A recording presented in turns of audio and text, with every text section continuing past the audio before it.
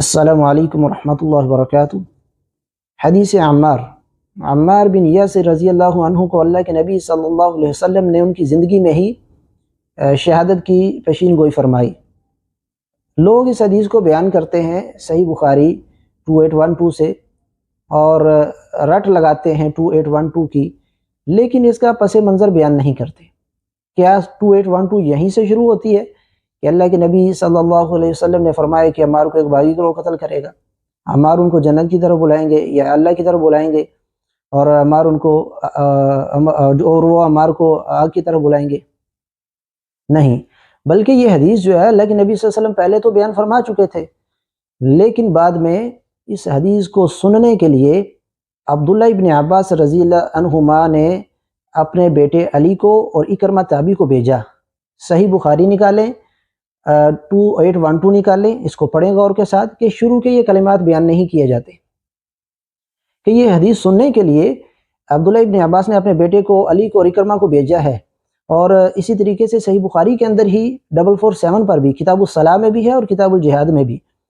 یعنی بات یہ ہے کہ اس حدیث کو سننے کے لیے عبداللہ ابن عباس رضی اللہ تعالیٰ عنہما کے بیٹے علی اور اکرمہ تابعی دونوں گئے ابو سعید الخدری رضی اللہ تعالیٰ عنہ کے پاس کہ ان کے پاس نبی صلی اللہ علیہ وسلم کی حدیث سنیں۔ جب وہ ان کے پاس گئے تو وہ باغ میں کام کر رہے تھے، پھر انہوں نے اپنی چادر کو سیدھا کیا، یہ سب اس روایت میں، اور پھر ان کو حدیث سنائی۔ اور پھر حدیث کون سی سنائی؟ یہ والی حدیث سنائی۔ یعنی حدیث کو سننے کے لیے جب بھیجا عبداللہ ابن عباس رضی اللہ تعالیٰ عنہما نے، اور اس روایت میں الفاظ ہیں تم دونوں جاؤ اور ان کے پاس جا کر حدیث سنو، تو انہوں نے ان کو یہ حدیث سنائی کہ نبی صلی اللہ علیہ وسلم نے عمار بن یاسر رضی اللہ تعالیٰ عنہ کو فرمایا کہ عمار کو ایک باغی گروہ قتل کرے گا۔ عمار اینٹیں اٹھا رہے تھے،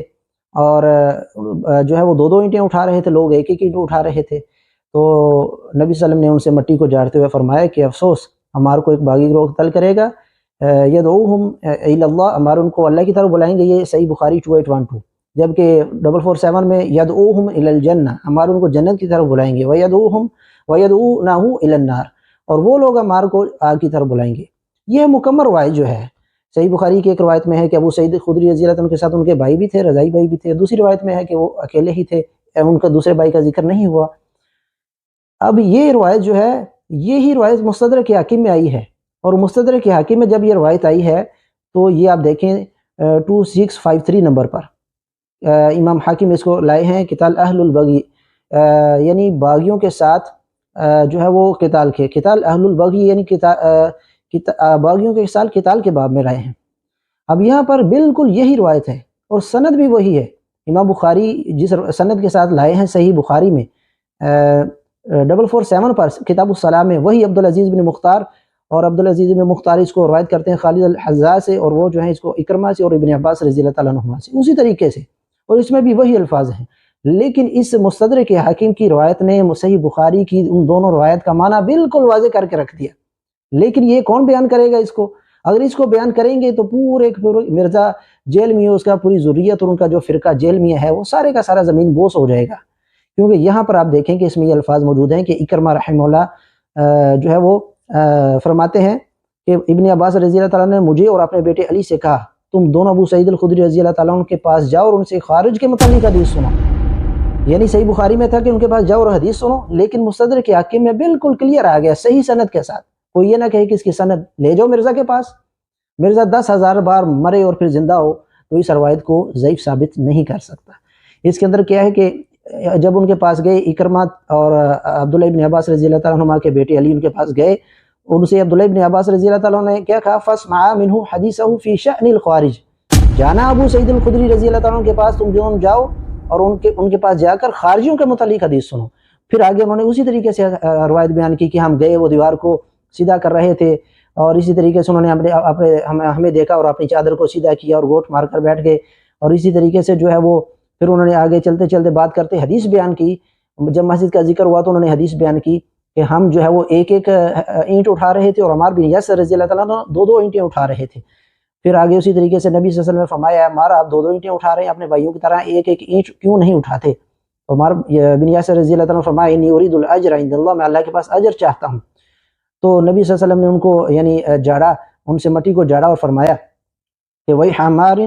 افسوس عمار تقتل الفئۃ الباغی، عمار کو ایک باغی گروہ قتل کرے گا، تو عمار رضی اللہ تعالیٰ عنہ فرمایا اعوذ باللہ من الفتن، میں فتنوں سے اللہ کی پناہ چاہتا ہوں۔ یہ روایت مستدرک حاکم میں بالکل واضح ہو گیا کہ ابو سعید الخدری رضی اللہ تعالیٰ عنہ کے پاس جب عبداللہ یعنی عبداللہ ابن عباس کے بیٹے علی جو ہے عبداللہ ابن عباس کے بیٹے اور اکرمہ جب یہ دونوں گئے تو انہوں نے خارجیوں کے متعلق حدیث سننے کے لیے، اس روایت میں الفاظ ہیں تم دونوں جاؤ اور ان کے پاس فی شأن الخوارج، خوارج کے متعلق حدیث سنو، یعنی یہ حدیث تو خارجیوں کے متعلق ہمارے کو ایک باغی گروہ قتل کرے گا، اور سند اس کی بالکل صحیح ہے، وہی سند جو صحیح بخاری میں ہے، اور اس سے جو پہلے کے راوی امام حاکم نے جہاں سے روایت کی وہ راوی بھی بالکل ثقہ ہے، کوئی ہمیں بتائے ان کے راویوں کے اندر کوئی سقم کوئی ضعف ان راویوں میں موجود ہو،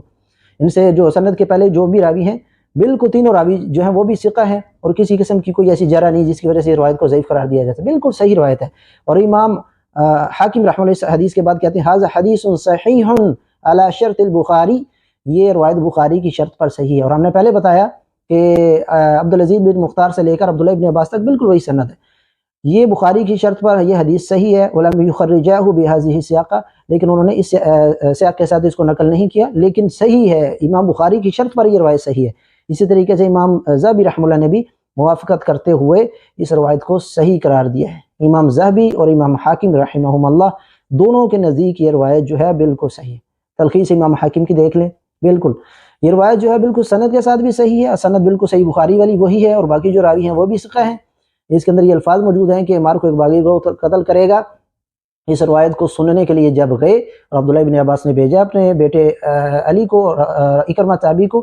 ابو سعید الخدری رضی اللہ تعالیٰ عنہ سے خارجیوں کے متعلق حدیث سنو، تو اس کا مطلب ہے کہ ابو سعید الخدری رضی اللہ تعالیٰ عنہ حدیث عمار کو خارجیوں کے متعلق سمجھتے تھے، یعنی میں اگر کسی آدمی کے پاس جاتا ہوں کہ آپ مجھے جو ہے وہ نماز کے متعلق حدیث سنائیں، تو مجھے دجال کے متعلق تو حدیث نہیں سنائے گا نا، تو نماز کے متعلق ہی سنائے گا۔ اگر میں ان کو کہوں گا کہ مجھے جنت کے متعلق حدیث سنائے تو وہ مجھے جنت کے متعلق سنائے گا، اور اگر میں ان کو کہوں گا کہ خارجیوں کے متعلق سنائے تو انہوں نے خارجیوں کے متعلق سنائی ان کو، جیسے ابو سعید الخدری رضی اللہ تعالیٰ نے سنائی۔ اب جیسے قرآن کی آیت کو جو ہے اس کا معنی واضح کر دیتی ہے، قرآن میں سورہ شورى میں ہے آیت نمبر 5 میں فرشتوں کے بارے میں وَيَسْتَغْفِرُونَ لِمَنْ فِي الْأَرْضِ، فرشتے جو ہیں وہ ان کے لیے دعائیں مغفرت کرتے ہیں جو زمین میں ہیں، تو زمین میں تو مشرک بھی ہیں، بدعتی بھی ہیں، کیا فرشتے ان کے لیے بھی دعائیں مغفرت کرتے ہیں؟ بالکل نہیں۔ زمین میں تو قادیانی بھی ہیں، زمین میں تو رافض اور شیعہ بھی ہیں جو نبی صلی اللہ علیہ وسلم کی ازواج اور صحابہ پر طعن کرتے ہیں، تو کیا ان کے لیے بھی فرشتے دعائیں مغفرت کرتے ہیں؟ بالکل نہیں۔ ہاں، قرآن کی دوسری ہی آیت نے سورۃ الغافر کے اندر آیت 7 نے بالکل واضح کر دیا معنی وَيَسْتَغْفِرُونَ لِلَّذِينَ آمَنُوا، فرشتے جو ہیں وہ ایمان والوں کے لیے دعائیں مغفرت کرتے ہیں، تو آیت نے خاص کر دیا۔ اسی طریقے سے صحیح بخاری کی حدیث 2812 یا 447 کو جو ہے وہ خاص کر دیا مستدرک حاکم کی صحیح سند کے ساتھ روایت نے کہ یہ حدیث خارجیوں کے متعلق ہے۔ ابو سعید الخدری رضی اللہ تعالیٰ عنہ حدیث عمار کو خارجیوں کے متعلق سمجھتے تھے۔ جب ابو سعید الخدری رضی اللہ تعالیٰ عنہ سے باسند صحیح یہ ثابت ہو گیا کہ عمار بن یاسر رضی اللہ تعالیٰ عنہ کو باغی گروہ قتل کرے گا، اس سے مراد خارجی ہیں، اور صحیح بخاری کی حدیث 2812 اور 447 کا صحیح معنی باسند صحیح اللہ کی توفیق و رحمت سے ہم نے پیش کر دیا۔ تو پھر بعض لوگوں کے ذہنوں میں آئے گا کہ ابو الغادیہ رضی اللہ تعالیٰ عنہ والی روایت کا کیا بنے گا، تو ہم اس میں یہ عرض کرتے ہیں کہ ابو الغادیہ رضی اللہ تعالیٰ عنہ والی جو روایات لوگ پیش کرتے ہیں اس میں مختلف قسم کی روایات ہیں، ان میں سے وہ صرف ایک کو سلیکٹ کرتے ہیں، اپنی مرضی کی وہ چوز کر لیتے ہیں، باقی کی روایت کا کیا بنے گا؟ یہ تو سوال ہمارا بنتا ہے کہ جو لوگ ابو الغادیہ رضی اللہ تعالیٰ عنہ کا اعترافی بیان لیتے ہیں اور اس روایت کو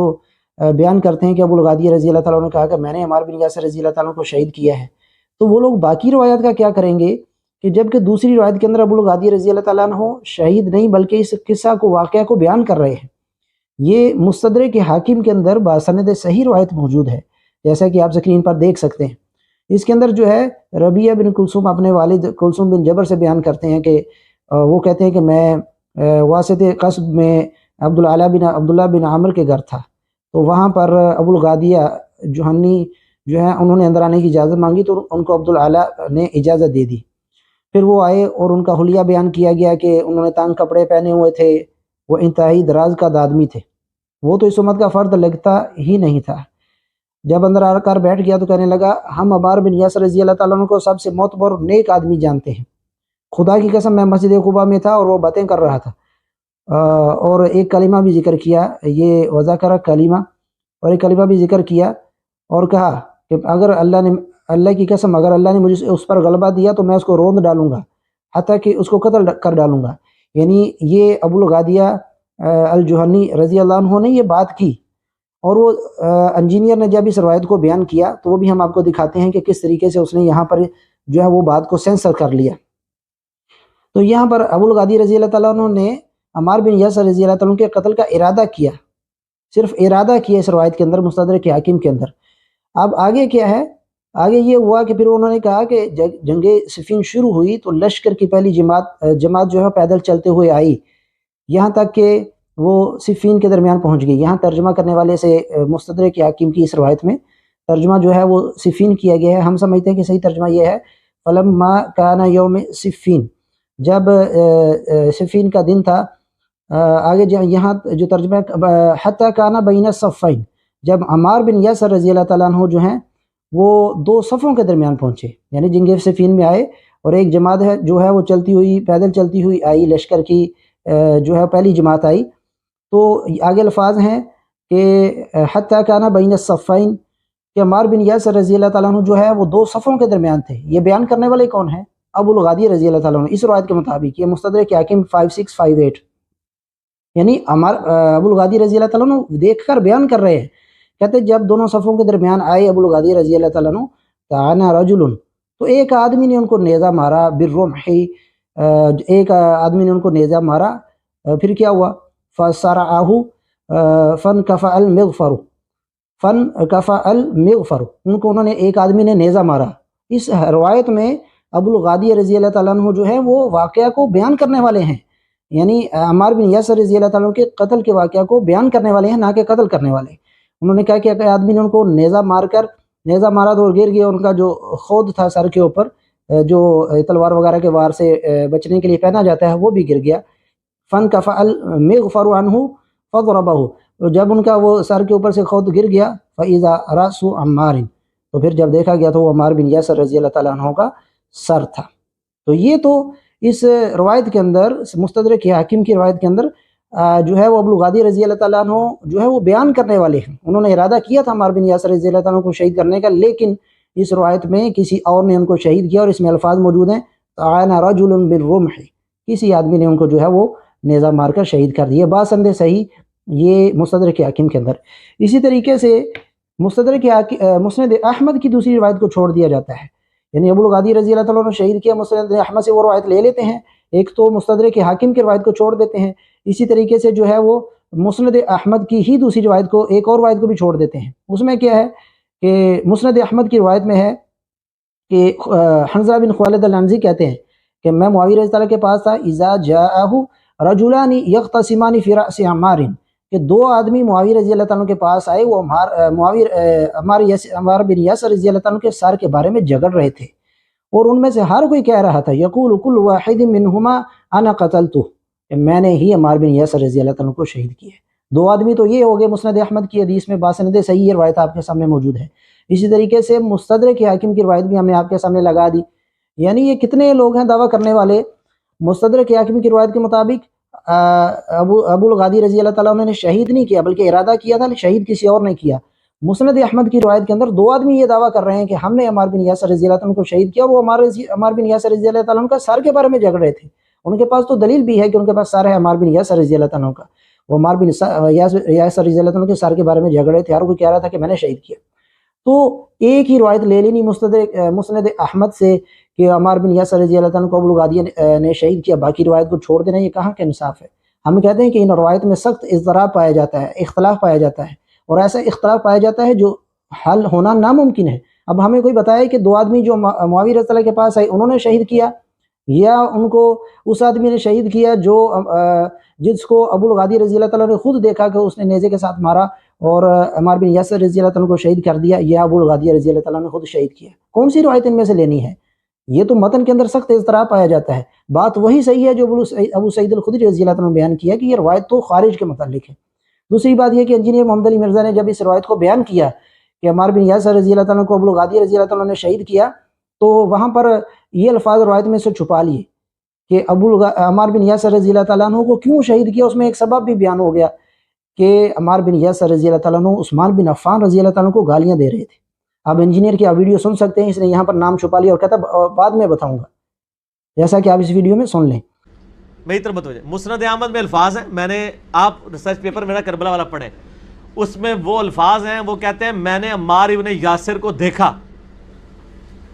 کہ وہ ایک شخص کے بارے میں زبان درازی کر رہا تھا. اس شخص کا نام میں نے نہیں بتانا کیونکہ مسند احمد میں بھی اسے فلاں لکھا ہوا ہے, ٹھیک ہے, تو انہوں بھائی میں دس دیں گا. اس شخص کا نام میں نے نہیں بتانا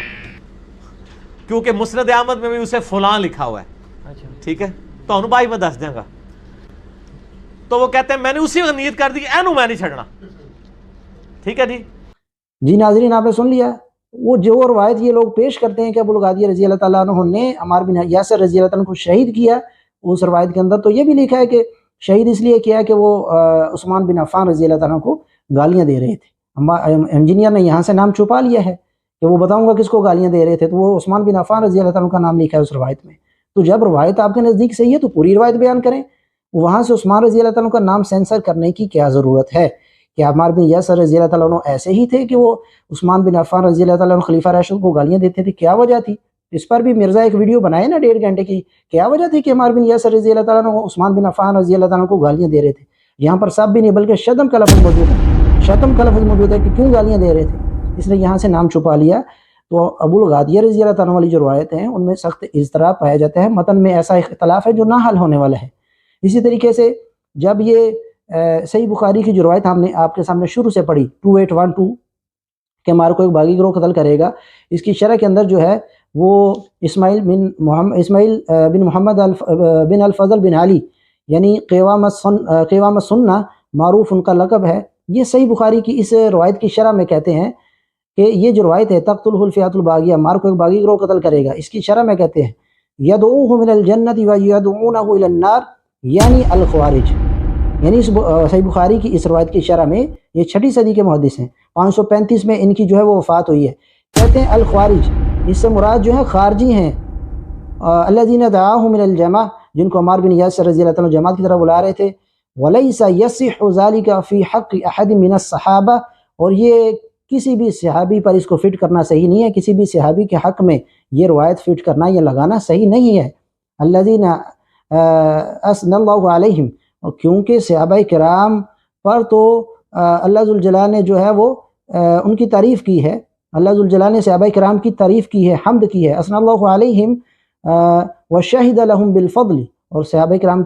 کا فضل اور جو ہے ان کی فضیلت اور ان کی تعریف حمد بیان کی ہے. فقال تعالی, اللہ ذوالجلال نے فرمایا کنتم خیر امۃ اخرجت للناس, تم بہترین امت ہو, لوگوں کے لیے نکالے گئے ہو. قال اہل اللغۃ والتفسیر, اہل لغت اور تفسیر نے جو ہے انہوں نے کہا ہم اصحاب محمد صلی اللہ علیہ وسلم, کہ نبی صلی اللہ علیہ وسلم کے اصحاب اس سے مراد ہیں جو اللہ قرآن میں فرماتے ہیں کنتم خیر امۃ اخرجت للناس. تو صحابہ کرام کو تو قرآن میں کنتم خیر امت, بہترین امت قرار دیا گیا ہے. یہ صحیح بخاری کی شرح کے اندر جو ہے قوام السنہ جو ہے اسماعیل بن محمد بن الفضل جو ہے یہ بیان فرماتے ہیں. تو یہ بات یاد رکھنی چاہیے, کوئی نئی بات نہیں کہ آج ہم یہ بات کر رہے ہیں کہ عمار بن یاسر رضی اللہ تعالیٰ کو خارجیوں نے شہید کیا. ایک تو ہم نے ابو سعید الخدری رضی اللہ تعالیٰ کی باسند صحیح روایت پیش کر دی, پھر دوسرا اس اشکال کا بھی جواب دے دیا جو کہا جاتا ہے کہ ابو الغادیہ رضی اللہ والی روایت, اس میں سخت اختلاف موجود ہے, ہم نے اور روایت بھی آپ کے سامنے رکھ دی. تو صحیح بات یہی ہے